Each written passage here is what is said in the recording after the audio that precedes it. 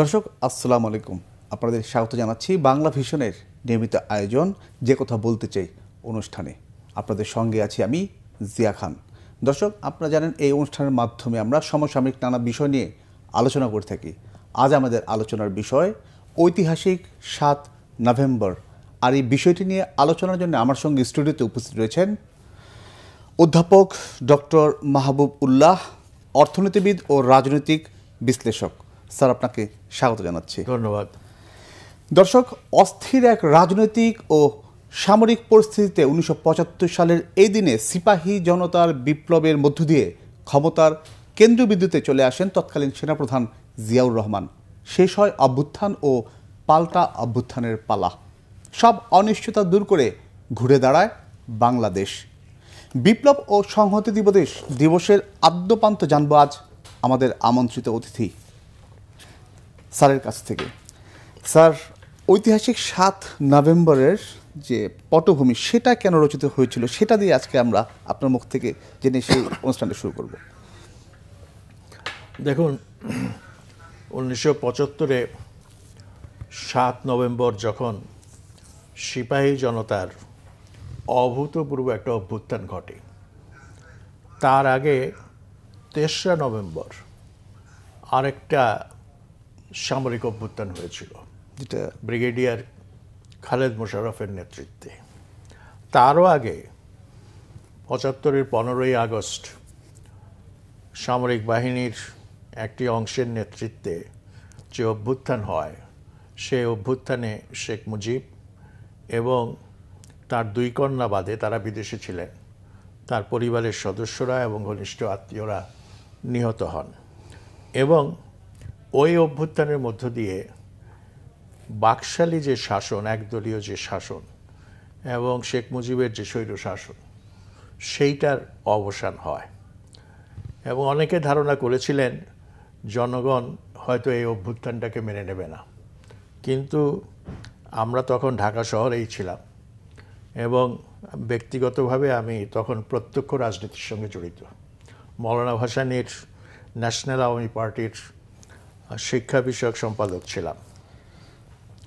তো সেই সময় আমরা লক্ষ্য করলাম রাজধানীর কোথাও ওই অভ্যুত্থানের বিরুদ্ধে কোনো প্রতিক্রিয়া হয়নি। বরং লক্ষ্য করলাম সেদিন অনেকে উৎফুল্ল হয়ে মিষ্টি বিতরণ করছে। এটা একটা অকল্পনীয় ঘটনা। আর এর পাশাপাশি সেদিনটা ছিল শুক্রবার, 75-এর 15ই আগস্ট। সেদিন বায়তুল মোকাররম মসজিদে মুসল্লিদের বিরাট সমাবেশ হয়েছিল। কেন হয়েছিল, কী জন্য হয়েছিল সেটা বলতে পারবো না, কিন্তু যেইটুকু আন্দাজ করা যায় সেটা হচ্ছে যে সেই দিন মানুষ মনে করেছিল তার বুকের উপর থেকে একটা জগদ্দল পাথর সরে গেছে। সেই জন্য হয়তো তারা আল্লাহর কাছে শুকরিয়া জ্ঞাপন করার জন্য মসজিদে ব্যাপকভাবে হাজির হয়েছিল এবং জুমার নামাজ আদায় করেছিল। এবং এই অভ্যুত্থানের মধ্য দিয়ে আরও অদ্ভুত ব্যাপার, সেটা হচ্ছে খন্দকার মোশতাক প্রেসিডেন্ট পদে দায়িত্ব গ্রহণ করেন এবং তার মন্ত্রিসভায় প্রায় সবাই ছিলেন আওয়ামী লীগেরই মন্ত্রিসভার সদস্য। এবং যখন টেলিভিশন রেডিওতে এই ঘোষণা আসে যে খন্দকার মোশতাকের নেতৃত্বে সেনাবাহিনী অভ্যুত্থান ঘটিয়েছে, রাষ্ট্র ক্ষমতা দখল করেছে, সারা দেশে কারফিউ জারি করা হয়েছে এবং সামরিক আইন জারি করা হয়েছে, এইরকম, শেখ মুজিব নিহত হয়েছেন, তো এই ঘোষণা শোনার পর আমার প্রথম প্রতিক্রিয়া হয় সেটা হলো সামরিক অভ্যুত্থান হলে তো সেখানে সমর নেতারাই নেতৃত্ব দেওয়ার কথা। কিন্তু সেদিন নেতৃত্বটা দেখা গেল যে একজন সিভিলিয়ান পলিটিক্যাল লিডারের হাতে, এবং তিনি একই দলেরই সদস্য এবং শেখ মুজিবের খুবই ঘনিষ্ঠ একজন মানুষ, খন্দকার মোশতাক। তো রাজনীতিতে বিচিত্র ধরনের ঘটনা ঘটে, এটাও বোধহয় সেই ধরনের বিচিত্র একটা ঘটনা। এরপর এই সরকার কিছুটা স্থিতিশীলতা অর্জন করে, কিন্তু ভেতরে ভেতরে কিছু সমস্যা থেকেই যায়। বিশেষ করে খালেদ মোশাররফ শুরু থেকেই বলতে শুরু করেন যে সেনাবাহিনীর চেইন অফ কমান্ড ভেঙে গেছে। সেই চেইন অফ কমান্ডকে পুনরুদ্ধার করতে হবে। এবং তখন সেনাপ্রধান ছিলেন জিয়াউর রহমান। জিয়াউর রহমান সেনাবাহিনীর চেইন অফ কমান্ড প্রতিষ্ঠা করার জন্য যথেষ্ট কিছু করছেন না, এটা তার অভিযোগ ছিল। এবং ৩রা নভেম্বর অভ্যুত্থান ঘটানো হলো এবং আমরা সকালবেলা দেখলাম আকাশে 2টো জেট বিমান উঠছে এবং পরে শুনতে পেলাম যে এই জেট বিমানগুলো এই বঙ্গভবনে এবং অন্যত্র যে ট্যাঙ্কগুলো মোতায়েন করা হয়েছিল সেই ট্যাঙ্কগুলোকে হুমকি দিচ্ছিল। যাই হোক, এই ৩রা নভেম্বরের পর ঘটনাবলী খুবই, যেটাকে বলে, একটা অনিশ্চিত অবস্থার সৃষ্টি হয়েছে। দেশবাসী বুঝতে পারছিল না রাষ্ট্রের প্রকৃত ক্ষমতায় কারা আছে, কে আছে, এবং রাষ্ট্র যে অনেকটা রাষ্ট্রহীন হয়ে পড়েছে, সরকারবিহীন হয়ে পড়েছে, এই চিন্তায় মানুষ খুব শঙ্কিত হয়ে পড়ে। আমার জানা মতে অনেকে বলেছে, ভাই খাওয়া দাওয়া ছেড়ে দিয়েছি, খেতে পারি না, মুখে ভাত যায় না। হ্যাঁ, এতই উদ্বিগ্ন, এতই উৎকণ্ঠিত হয়ে পড়েছিল মানুষ। কারণ একটা সংকট মুহূর্তে বোঝা যায় যে মানুষ দেশকে কত ভালোবাসে এবং দেশের কোনো বিপর্যয় হলে মানুষ কতটা উৎকণ্ঠিত হয়। যাই হোক, আমরা যেটা দেখলাম 4 তারিখ সকাল 10টা-11টার দিকে আপনার একটা মিছিল বের হলো। এই মিছিলে নেতৃত্ব দিচ্ছিলেন সিপিবির মুজাহিদুল ইসলাম সেলিম এবং আওয়ামী লীগের নেতৃবৃন্দ। এবং এই মিছিলে খালেদ মোশাররফের ভাই রাশেদ মোশাররফ এবং তার মা অংশগ্রহণ করেছিলেন। আমি সেই সময় ঘটনাবলী বোঝার জন্য বাংলাদেশ টাইমসের সম্পাদক এনায়েতুল্লাহ খানের কাছে গেলাম। উনি আমার খুব ঘনিষ্ঠ মানুষ ছিলেন এবং তাকে জিজ্ঞাসা করলাম, ওনার ডাকনাম ছিল মিন্টু। মিন্টু ভাই, দেশের অবস্থা কি? এনায়েতুল্লাহ খান, খালেদ মোশাররফ, তারাও তো। আমি বলছি তো তিনি বললেন যে এখনও খুব নির্দিষ্ট বলতে পারছি না, তবে ডিআইজি স্পেশাল ব্রাঞ্চের একজন অফিসার, নামটা এই মুহূর্তে মনে পড়ছে না, খুবই পরিচিত নাম, তিনি তাকে জানিয়েছেন যে মনে হচ্ছে একটা প্রো সোভিয়েট টিল্ট, অর্থাৎ সোভিয়েতপন্থী একটা ঝোঁক এই যারা অভ্যুত্থান করেছে তাদের মধ্যে। তখন এনায়েতুল্লাহ খান যখন, এরপরে একজন রিপোর্টার এসে বলল যে মিছিল হচ্ছে এবং মিছিলে রাশেদ মোশাররফ আছেন এবং খালেদ মোশাররফের মা আছেন। তো এই অবস্থায় কিছুটা বিচলিত হয়ে তিনি খালেদ মোশাররফকে ফোন করলেন। ফোন করার পর যেটা জানালেন যে, তুমি কি জানো তোমার মা এই আওয়ামী লীগের মিছিলে যোগ দিয়েছে, তোমার ভাই আওয়ামী লীগের মিছিলে যোগ দিয়েছে। তখন টেলিফোনের অপর প্রান্ত থেকে তখন খালেদ মোশাররফ বঙ্গভবনে অবস্থান করছিলেন এবং খন্দকার মোশতাকের সঙ্গে দেন দরবার করছিলেন কিভাবে ক্ষমতা হস্তান্তর হবে তা নিয়ে। তো তখন তার তাৎক্ষণিক প্রতিক্রিয়া হলো যে আমার মা, আমার ভাই আমাকে খুন করে ফেলেছে, এর চাইতে বড় বিপদ আমার জন্য আর কিছু হতে পারে না। তখন তিনি পরামর্শ চাইলেন যে এই অবস্থা থেকে আমাকে উদ্ধার পেতে হলে কি করতে হবে। এখানে বলে রাখা ভালো, খালেদ মোশাররফ অনেক সিভিলিয়ানদের সঙ্গে সুসম্পর্ক বজায় রাখতেন এবং এনায়েতুল্লাহ খানের সঙ্গে তার সুসম্পর্ক ছিল, কিছুটা আত্মীয়তার সম্পর্কও ছিল।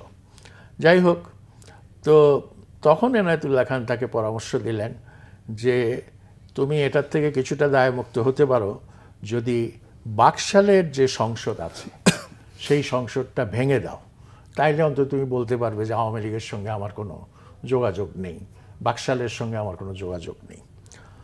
তো সে মোতাবেকই আপনার যখন সায়েমকে রাষ্ট্রপতি নির্বাচন করা হলো, তখন সায়েমকে দিয়ে 6 তারিখ রাতে ঘোষণা দেওয়া হলো যে সংসদ ভেঙে দেওয়া হয়েছে। এর মধ্যে আরেকটা ঘটনা, সেটা খুব সমর্থিত নয়, সেটাও একজন রিপোর্টার এনায়েতুল্লাহ খানকে বলেছিলেন যে মিছিলে 58 জনের মৃত্যুদণ্ড দাবি করা হয়েছে এবং সেই তালিকার মধ্যে এনায়েতুল্লাহ খানের নামও আছে, আমার নামও আছে।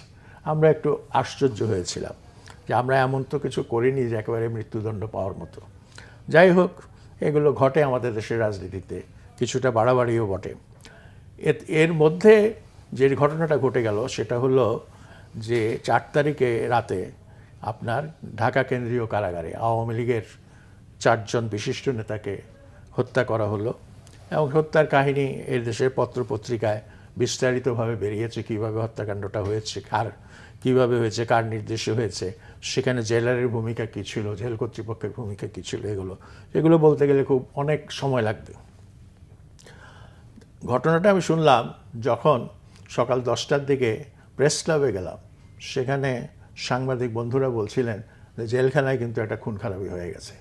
তখনও মানুষ খুব ভালো করে জানে না যে সেই মর্মান্তিক ঘটনাটা ঘটেছে। এরপর তাদের লাশ দাফন করার জন্য বরিশালের আওয়ামী লীগ নেতা, এর আগে তিনি ছিলেন ন্যাপ নেতা, মহিউদ্দিন সাহেব, তিনি 3 নেতার মাজারে আসছেন এদের লাশ দাফন করার জন্য, যাতে এরা মৃত্যুর পর, কবর দেওয়ার পর একটা জাতীয় মর্যাদা পায়। তো এই খবর শোনার পর এনায়েতুল্লাহ খান আবারও ফোন করলেন যে দেখো ব্যাপারটা কিন্তু ভালো হচ্ছে না। খালেদ মোশাররফ নির্দেশ দিলেন এবং তার কিছু সৈন্যবাহিনীকে পাঠালেন এবং সেখানে যাওয়ার পর সেখানে আর কবর দেওয়া সম্ভব হয়নি। কবর শেষ পর্যন্ত বনানী গোরস্থানে হয়েছে এবং একজনের তো রাজশাহীতে হয়েছে।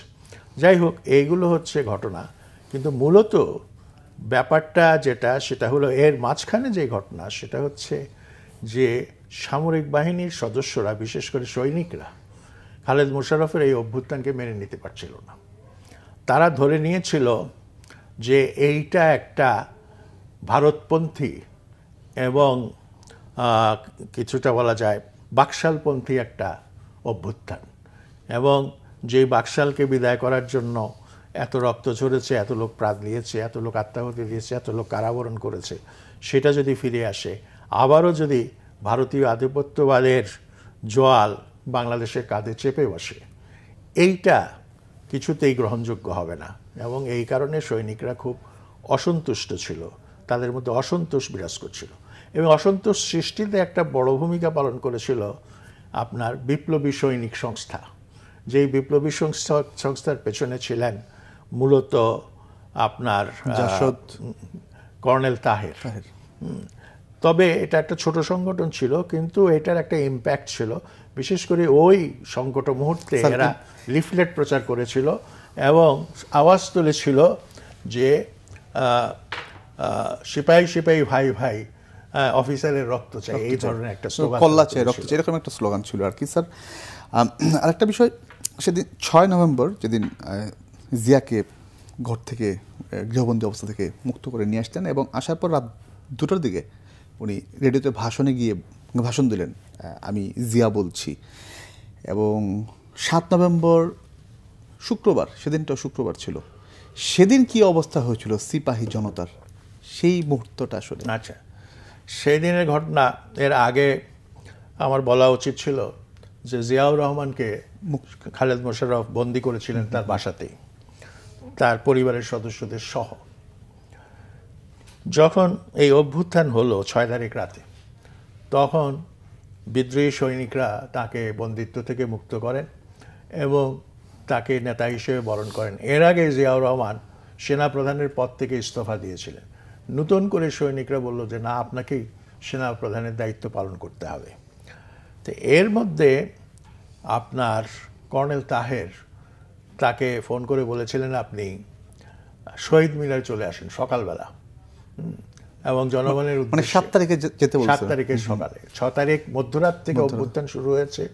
আমরা ঘরে বসে শুনতে পেলাম ক্যান্টনমেন্ট থেকে স্লোগানের আওয়াজ আসছে, গুলির শব্দ আসছে, এগুলো শুনেছি সেই সময়কার যে টালমাটাল অবস্থা সেই সময়। তো এইটা যখন তাকে বলা হলো শহীদ মিনারে আসার জন্য, তখন তার ঘনিষ্ঠ যারা পরামর্শদাতা ছিলেন সামরিক বাহিনী থেকে, সিনিয়র অফিসাররা, তারা বললেন যে স্যার আপনি শহীদ মিনারে যাবেন না, গেলে আপনার বিপদ হতে পারে। তো শেষ পর্যন্ত তিনি সিদ্ধান্ত নিলেন যে তিনি শহীদ মিনারে যাবেন না। অথচ এখানে যেটা আলোচনা করা হয় যে খালেদ কর্নেল তাহেরের জন্যই তিনি মুক্ত হতে পেরেছিলেন, এটা হয়তো আংশিক সত্য, কিন্তু তারপরেও আরও কিছু গূঢ় রহস্য এর মধ্যে থেকে গেছে, যেই কারণে আমরা এই পুরো রহস্যটা পুরোপুরি জানতে পারি না। তবে কর্নেল তাহেরের উদ্দেশ্য ছিল রাষ্ট্রীয় ক্ষমতা দখল, এই ব্যাপারে কোনো সন্দেহ নেই। এবং সেনাবাহিনীকে অভ্যুত্থানের মধ্যে নিয়ে তার নেতৃত্বে একটা শেষ পর্যন্ত রাষ্ট্র ক্ষমতা দখল, যেটা তারা সেই সময় চিন্তা করছিলেন তাদের গণবাহিনী এবং ইত্যাদির মাধ্যমে এবং সৈনিকদের মাধ্যমে। তো এইটা হয়েছে। জিয়াউর রহমান গেলেন না। এই দিকে ঠিক 7 তারিখ সকাল 9টা-10টার দিকে আমি আপনার বায়তুল মোকাররমের এদিকে গেলাম পরিস্থিতি দেখার জন্য। রাস্তায় লোকজনের প্রচণ্ড ভিড়, সিপাহীরা বিভিন্ন ধরনের স্লোগান দিচ্ছে, গুলি করছে। সকালবেলা সকাল 10টা-11টার দিকে, 10টার দিকে। এমন সময় খবর আসলো যে জাসদের নেতা আফম মাহবুল হক গুলিবিদ্ধ হয়েছে। তো সেটাতে একটা উত্তেজনা সৃষ্টি হলো। সঙ্গে সঙ্গে আবার ঘোষণা আসছিল জিয়াউর রহমান শহীদ মিনারে আসবেন, ভাষণ দেবেন, ইত্যাদি ইত্যাদি। তো পুরো পরিস্থিতিটা একটা জনগণের জন্য বুঝে ওঠা খুব কঠিন ছিল। এবং এটাও দেখা গেল, ইতিহাসের অংশ হিসেবে বলতে চাই, যে বায়তুল মোকাররমের সামনে কিছু সৈনিক খন্দকার মোশতাকের ছবিও বুকে নিয়ে দাঁড়িয়ে দেখাচ্ছিল। তাতে বোঝা যাচ্ছিল যে এরা সামরিক বাহিনীতে অবশিষ্ট খন্দকার মোশতাকের সমর্থক, এবং এদেরও একটা সমর্থন খন্দকার মোশতাকের প্রতি ছিল। তারা হয়তো আশা করছিল যে খালেদ মোশাররফের দাঁত যখন ভেঙে গেছে, হাত পা যখন ভেঙে গেছে, তখন তো মানে আবারও খন্দকার মোশতাক ক্ষমতার আসবেন। যাই হোক, সেটা সম্ভব হয়নি প্রক্রিয়ার জন্য। আর খালেদ মোশাররফ নিহত হলেন 6 তারিখ রাতেই। এবং আমরা লক্ষ্য করলাম পালিয়ে যাওয়ার সময়, তো হ্যাঁ, পালিয়ে যাওয়ার সময় লক্ষ্য করলাম রাতে, তখন আমরা জেগেছিলাম, 2টা-2:30টার দিকে হবে বা 3টা-3:45টার দিকে হবে, একটা গাড়ি একবার চেষ্টা করছে লালমাটিয়ার দিকে যে বসিলার দিকে চলে যাওয়ার জন্য, আবার সেটা ঘুরে আসছে, ঘুরে এসে মানিক মিয়া এভিনিউর দিকে গেল। এবং এই গাড়িতেই নাকি খালেদ মোশাররফ ছিলেন। এবং তাদের গাড়ি ধাক্কা দিয়ে, পেছন থেকে ধাক্কা দিয়ে থামানো হয়েছে। থামার পর তাদেরকে ওই 10 বেঙ্গলের এখানে নিয়ে যাওয়া হয়েছে, এবং সেখানেই বন্দী অবস্থাতে তাকে গুলি করে অন্য সৈনিকরা হত্যা করে।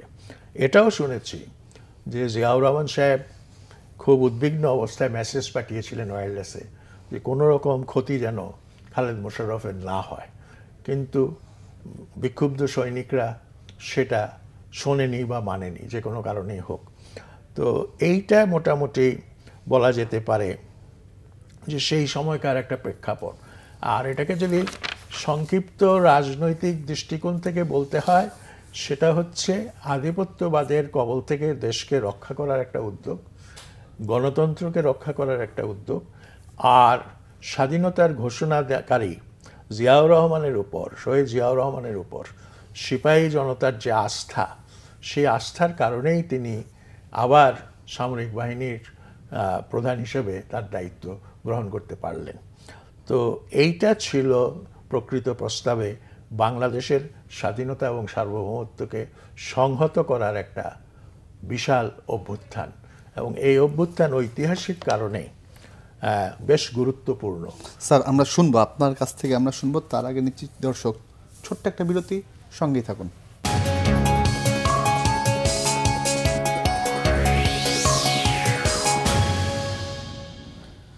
দর্শক, বিরতির পর আবারও স্বাগত। যে কথা বলতে চাই অনুষ্ঠানে ঐতিহাসিক 7 নভেম্বর নিয়ে আলোচনা শুনছিলাম আমরা অধ্যাপক ডক্টর মাহবুবুল্লাহর কাছ থেকে। স্যার, আমি থামিয়ে দিয়েছিলাম, ঐতিহাসিক প্রেক্ষাপট আপনি ব্যাখ্যায় ছিলেন, সেই জায়গা থেকে একটু শুনতে চাই। দেখুন, 7 তারিখ ভোর হতেই সামান্য কিছু নাস্তা করে বেরিয়ে গেলাম রাজপথে। রাজপথে এসেই দেখলাম একের পর এক সারি সারি আর্মির ভ্যানগুলো আসছে, এবং সেই সব ভ্যান থেকে সৈনিকরা হাতে তাদের রাইফেল এবং অন্যান্য অস্ত্র, তারা স্লোগান দিচ্ছে নারায়ে তাকবীর, আল্লাহু আকবার। তারা স্লোগান দিচ্ছে বাংলাদেশ জিন্দাবাদ, তারা স্লোগান দিচ্ছে জিয়াউর রহমান জিন্দাবাদ, তারপর স্লোগান দিচ্ছে সিপাহী বিপ্লব জিন্দাবাদ। এই সমস্ত স্লোগান তারা দিচ্ছিল। এর থেকে এটা একেবারে স্পষ্ট, শুধু তারা স্লোগান দেয়নি, তাদের সঙ্গে আবার হুড়মুড় করে একেবারে বাঁধ ভাঙা জোয়ারের মতো সিপাহী এবং জনতার নগরবাসীও তার সঙ্গে পেছনে পেছনে তাদের সম্পর্কটা কিংবা তাদের মেশাটা কিরকম ছিল। এবং শুধু তাই না, যে ট্যাঙ্কগুলো রাজপথে নেমেছিল, দেখলাম অনেকে ট্যাঙ্কের উপরে উঠে নাচানাচি করছে, আবার অনেকে ট্যাঙ্কের যে একটা নল থাকে গোলা বারুদ বর্ষণের, সেই নলের মধ্যে ফুলের মালা গুজিয়ে দিচ্ছে। তো সুতরাং সেই দিন এই দেশে সিপাহী জনতার একটা সম্মিলিত অভ্যুত্থান হয়েছিল, যেখানে সিপাহীদের এবং সৈনিকদের যে স্পৃহা, সেই স্পৃহার সঙ্গে জনতার যে স্পৃহা, দুইটার একটা অপূর্ব সম্মিলন ঘটেছিল। এবং সেই কারণেই এইটা শুধু সামরিক বাহিনীর কিছু সদস্যের ব্যাপার নয়, এইটা এই দেশের জনগণের একটা আকাঙ্ক্ষার প্রতীক হিসেবে দাঁড়িয়ে গেছে। স্যার, জনগণের ইচ্ছায় সেনাবাহিনীর প্রধানের দায়িত্বের সাথে প্রধান সামরিক আইন প্রশাসক হিসেবে দায়িত্ব গ্রহণ করেছিলেন জেনারেল জিয়া। সেই সময় মানুষের সেই অভিব্যক্তিটা কি ছিল? সেই সময় তিনি প্রধান সামরিক আইন প্রশাসক নয়, উপপ্রধান আচ্ছা। এবং বাকি নেভি চিফ এবং এয়ার চিফ তারাও দুইজনও উপপ্রধান সামরিক আসন, আর প্রধান সামরিক প্রশাসক হয়েছিলেন প্রেসিডেন্ট স্বয়ং। যাই হোক, তো জিয়া যে কি পরিমাণ জনপ্রিয় সেইটা সেই অভ্যুত্থানের পরবর্তী দিবসগুলোতে আমরা দেখেছি। তিনি যখন বঙ্গভবনে আসতেন, তার মোটরকেট যখন বঙ্গভবনের দিকে যেত, তখন রাস্তার দুই পাশে তাকে এক নজর দেখার জন্য লোকজন হুড়মুড় করে ফুটপাতে এসে দাঁড়াতো। এটা লক্ষ্য করেছি, এবং এ থেকে বোঝা যায় যে তার প্রতি মানুষের, সাধারণ মানুষের একটা প্রাণের টান ছিল, যে কারণে তিনি যে অত্যন্ত জনপ্রিয় সেই জিনিসটা বোঝা যায়। আবার এই জনপ্রিয়তার উৎস হচ্ছে তিনি 25শে মার্চের কালো রাতে পাকিস্তানি সামরিক বাহিনী যেভাবে ক্র্যাকডাউন করলো এবং গণহত্যা শুরু করলো, সেই গণহত্যার বিরুদ্ধে দাঁড়িয়ে তিনি যে স্বাধীনতার ঘোষণা দিলেন, বিদ্রোহ ঘোষণা করলেন, উই রিভল্ট বলে তিনি যে আওয়াজ তুললেন, এবং তারই ইউনিটের যে চিফ কর্নেল জাঞ্জুয়াকে হত্যা করলেন বিদ্রোহের প্রতীক হিসেবে। তো সেই থেকে তিনি আবার কালুরঘাট বেতারকান্দি থেকে তার ঘোষণা প্রচার করলেন। সেইটা দেশবাসী সেই রকম একটা মুহূর্ত, যখন তারা স্তম্ভিত, যখন তারা দিশেহারা, যখন তারা ঠিক বুঝে উঠতে পারছে না দেশ কোন দিকে যাচ্ছে, কোথায় যাচ্ছে, তখন তার কণ্ঠস্বর শুনে মানুষ একটা অভয়বাণী শুনল, এবং তারা ভাবল যে আমরা একা নই, যুদ্ধ হচ্ছে, সৈনিকরা যুদ্ধ করছে, জিয়াউর রহমান যুদ্ধের ঘোষণা দিয়েছেন, স্বাধীনতার মুক্তিযুদ্ধের ঘোষণা দিয়েছেন, কাজেই আমাদের ভয় নেই। এবং সেখান থেকেই, সেই অবস্থা থেকেই জিয়াউর রহমানের নাম, এর আগে কেউ জিয়াউর রহমানকে চিনত না, কেউই চিনত না, তার নামও কেউ জানত না, কিন্তু তার সেই ঘোষণার পর তার নামটি বাংলাদেশের ঘরে ঘরে ছড়িয়ে গেল। এবং ইংরেজিতে বললে যেটা বলা যেতে পারে সেটা হচ্ছে ইট became a house hold name. এরপরে অনেক বাদানুবাদ হয়েছে, তিনি কখন ঘোষণা দিয়েছেন, কখন দেননি, ইত্যাদি ইত্যাদি। তিনি কি আসলে ঘোষণা দিয়েছিলেন, তিনি কি ঘোষণা দিতে চেয়েছিলেন, এইসব কথা আওয়ামী লীগের লোকজন প্রচুর বলেছে, অন্যান্যরা প্রচুর বলেছে। কিন্তু যারা সেদিন তার ঘোষণা শুনেছে, তাদের মধ্যে বিন্দুমাত্র সন্দেহ ছিল না যে তিনি স্বাধীনতার ঘোষণা দিয়েছেন। সুতরাং সেই মানুষটি যখন আবার একটি সংকট মুহূর্ত এসে দাঁড়ালো, এবং সেই সংকট মুহূর্তে আবারও সৈনিকদের আহ্বানে তিনি দায়িত্ব গ্রহণ করলেন, স্বাভাবিকভাবে তিনি যে অত্যন্ত জনপ্রিয় হবেন এবং তিনি যে এই বিপ্লবের নায়ক হবেন, সেই ব্যাপারে আর কোনো সন্দেহ থাকতে পারে না। স্যার, আমরা এখন বর্তমানে যে পরিস্থিতি ফেস করছি, সামনে আমাদের নির্বাচনও রয়েছে, এই যে অস্থিরতা নিরসনে 7 নভেম্বর থেকে আমরা কি আসলে সেই শিক্ষাটা কিভাবে এখানে কাজে লাগাতে পারি? দেখুন, একটা কথা আগেই বলে রাখা ভালো, 7 নভেম্বর সন্ধ্যাবেলায় তখনও সারাদিন রাজধানীতে কোথায় কি হচ্ছে সব প্রত্যক্ষ করে দৈনিক বাংলা অফিসের সামনে এসে দাঁড়ালাম। তো সেইখানে আমাদের একজন পুরনো বন্ধু দৈনিক বাংলার গেটের সামনে দাঁড়িয়েছিলেন। তিনি আমাকে বললেন যে, নাজমুল হক নান্নু, তিনি আমাকে বললেন ক্যান্টনমেন্টের পরিস্থিতি তো ভালো না, এবং এটাও বললেন যে পরিস্থিতি স্টেবল হয়নি, স্থিতিশীল হয়নি। তা আমি বললাম যে এটা কি আপনার নিশ্চিত খবর? বলে যে হ্যাঁ, তাই তো শুনছি। পরে যেটা জানা গেল সেটা হচ্ছে এই বিপ্লবী সৈনিক সংস্থার উস্কানিতে কিছু সেনা অফিসারকে হত্যা করা হয়, যেটা অত্যন্ত বেদনাদায়ক। তারা কোনো ক্রমে কোনো রকম অপরাধের সঙ্গে যুক্ত ছিলেন না, কারো কোনো ক্ষতি করেন নাই। তো এতে সেনাবাহিনীর কিন্তু ধ্বংস হওয়া, ধ্বংস করারও একটা প্রক্রিয়া শুরু হয়েছিল। সেই প্রক্রিয়াটা জিয়াউর রহমান বীরত্ব এবং সাহসের সঙ্গে আপনার সেটাকে যেটা করে একেবারে নস্যাৎ করে দেন এবং সেনাবাহিনীতে আবারও তিনি চেইন অফ কমান্ড ফিরিয়ে আনতে সক্ষম হন। তবে তিনি যে একেবারে 100% সফল হয়েছেন সেটা কিন্তু বলা যাবে না। বলা যাবে না এই জন্য তার শাসনামলে 19টা, কেউ বলে 21টা সামরিক অভ্যুত্থানের চেষ্টা হয়েছিল এবং শেষ সামরিক অভ্যুত্থানে তাকে নিহত হতে হয়েছে। তো এইটা হলো আমাদের ইতিহাস এবং ইতিহাসের যে মূল বৈশিষ্ট্য সেটা। তবে আজকের কথা যদি আমরা বলি, আজকে কি হচ্ছে, আপনার 24-এর আপনার যে জুলাই আগস্টের যে অভ্যুত্থান, মহা অভ্যুত্থান, সেই অভ্যুত্থানেরও কিন্তু মূল মর্মবাণী 7ই নভেম্বরের জাতীয় বিপ্লব এবং গণসংহতি দিবসের যে মর্মবাণী, একই মর্মবাণী। মর্মবাণীটা হচ্ছে স্বাধীনতা, সার্বভৌমত্বকে সুসংহত করা, ভারতীয় আধিপত্যবাদকে মোকাবেলা করা এবং দেশের জন্য একটা টেকসই গণতান্ত্রিক ব্যবস্থা নিয়ে আসা এবং দেশের ধ্বংসপ্রাপ্ত যে প্রতিষ্ঠানগুলো আছে সেই প্রতিষ্ঠানগুলোকে আবারও পুনঃপ্রতিষ্ঠিত করে জোরদার করা, সুসংহত করা, যাতে আমরা একটা শক্তিশালী রাষ্ট্র ব্যবস্থা পেতে পারি, যেই রাষ্ট্র ব্যবস্থা জনগণের নিরাপত্তা নিশ্চিত করবে, যে রাষ্ট্র ব্যবস্থা রাষ্ট্রের এবং জাতির নিরাপত্তা ব্যবস্থাকে নিশ্চিত করবে, এরকম একটা ব্যবস্থা প্রতিষ্ঠিত হোক।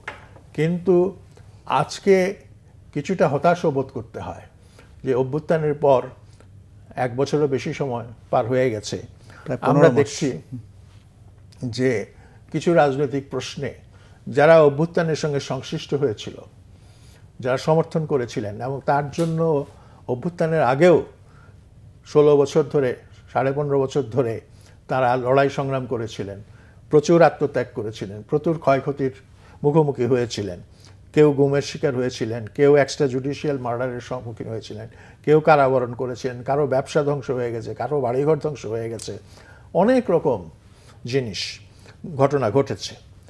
তো আমরা তো সাধারণ জনগণের সদস্য হিসাবে, মানুষ হিসাবে আমরা তো এটা আশা করি যে অভ্যুত্থানের সঙ্গে সংশ্লিষ্ট সমস্ত রাজনৈতিক দলগুলো ঐক্যবদ্ধ হয়ে জাতীয় পরিত্রাণের, ন্যাশনাল সালভেশনের একটা উদ্যোগ তারা গ্রহণ করবে। সেইখানে ছোটোখাটো বিষয় নিয়ে, আমার কাছে এগুলি ছোটোখাটো বিষয়ই মনে হয়। আমি ঠিক মানে এত লেখাপড়া করেও জীবনে এই পার্থক্যগুলোর মূল কারণ আমি ধরতে পারি না। যেমন কেন ধরতে পারি না, যেমন ধরুন গণভোট, এটা কি জাতীয় নির্বাচনের আগে হবে না জাতীয় নির্বাচনের দিন হবে? এটা যে কোনো একদিন হলেই হয়, কিন্তু কথাটা হচ্ছে এটা নিয়ে এত বাদানুবাদ হবে কেন? দ্বিতীয়ত হচ্ছে গণভোটের যে প্রশ্ন বলছে, গণভোট তো সাধারণত একটা মৌলিক প্রশ্নকে কেন্দ্র করে হয়, হ্যাঁ অথবা না, কিন্তু জুলাই জাতীয় সনদে একটা প্রশ্ন তো নাই, বহু প্রশ্ন, কয়েক ডজন প্রশ্ন। তো সেইটাকে কি করে একটা অপারেশনাল মিনিং দিয়ে এক বাক্যে নিয়ে আসা হবে, এবং যেখানে আবার এগুলো নিয়ে মতপার্থক্য আছে, নোট অফ ডিসেন্ট আছে, তো সেইটাও আমার কাছে খুব স্পষ্ট না। হয়তো আমার জ্ঞানের সীমাবদ্ধতা বা নলেজের সীমাবদ্ধতা হতে পারে। তো এই রকম যে মতপার্থক্যগুলো, তারপরে এই সনদটাকে কিভাবে আইনি কি বলে অনুমোদন দেওয়া যায় বা আইনিভাবে সিদ্ধ করা যায়, সেই প্রক্রিয়াকে নিয়েও কিন্তু মতপার্থক্য আছে। আমার মনে হয় এই মতপার্থক্যগুলো একটু আন্তরিকভাবে, খোলামেলাভাবে কথা বললে মিটিয়ে ফেলা খুব কঠিন কিছু নয়। এবং এখনও আমি মনে করি যে দলগুলো আছে, প্রধানত 3টা দল, বিএনপি, জামায়াতে ইসলামী এবং আপনার নাগরিক পার্টি, এই যে 3টা, তো তারা একটু খোলামেলা বা আন্তরিকভাবে আলোচনা করলে কিন্তু এটা ফয়সালা সম্ভব বলে আমি মনে করি। তো মানে জাতীয় স্বার্থে, বৃহৎ আমরা জাতীয় বৃহত্তর স্বার্থে, এবং আমরা এই মতপার্থক্য এবং বিরোধ এফোর্ড করতে পারি না, এটা আমাদের সাধ্যের বাইরে চলে যায়। কারণ খেয়াল করতে হবে দেশের, রাষ্ট্রের অবস্থাটা কি। আমি সেই জন্যই প্রশ্ন করি, what is the state of the nation, what is the state of the state, আমাদের রাষ্ট্রটা এখন কোন অবস্থায় আছে দেখুন। সামরিক বাহিনী, বিশেষ করে সেনাবাহিনী আইন শৃঙ্খলা রক্ষা করার জন্য মাঠে আছে, কিন্তু আজকে সেনাবাহিনীর নেতৃত্ব নিয়ে অনেক ধরনের প্রশ্ন উঠেছে। এবং একটা রাষ্ট্রের জন্য মৌলিক সংগঠন হলো, সবচেয়ে যেটাকে বলে ব্যাকবোন হলো, মেরুদণ্ড হলো সামরিক বাহিনী। এবং সেই সামরিক বাহিনী নিয়ে যখন প্রশ্ন ওঠে তখন তো আমাদেরকে একটু চিন্তাগ্রস্ত হতে হয়। এবং একইভাবে পুলিশ বাহিনী সম্পর্কে পুলিশের আইজি বলেছেন যে পুলিশের কাজকর্ম এখন পর্যন্ত সন্তোষজনক হয় নাই। আবার নির্বাচনের এই ব্যাপারে পত্রিকায় নিউজ দেখলাম যে বলা হচ্ছে যে নির্বাচন পরিচালনা করা, রিটার্নিং অফিসারের দায়িত্ব পালন করার জন্য যে ডিসির দরকার প্রত্যেক জেলায়, সেই রকম ততটা ডিসি পাওয়া যাচ্ছে না। তো এইগুলো, তারপরে ওইদিকে সীমান্তের ওপার থেকে ভারত থেকে আওয়ামী লীগ নানান রকম হম্বিতম্বি করছে। তারা ইভেন গেরিলা ওয়ার শুরু করার ঘোষণা দিয়েছে, তারা নির্বাচন বানচাল করার ঘোষণা দিয়েছে। তো এই পরিস্থিতিতে আমার মনে হয় সকলের একটু আত্মজিজ্ঞাসার প্রয়োজন আছে যে আমাদের প্রত্যেকের ব্যক্তিগত আচরণের কারণে দেশের যেন বড় ক্ষতি না হয়। ধন্যবাদ স্যার আপনাকে বাংলা ভিশনে আসার জন্য। দর্শক, যে কথা বলতে চাই আজ এ পর্যন্তই। আবার দেখা হবে আগামীকাল একই সময়ে। সবাই ভালো থাকুন, সুস্থ থাকুন।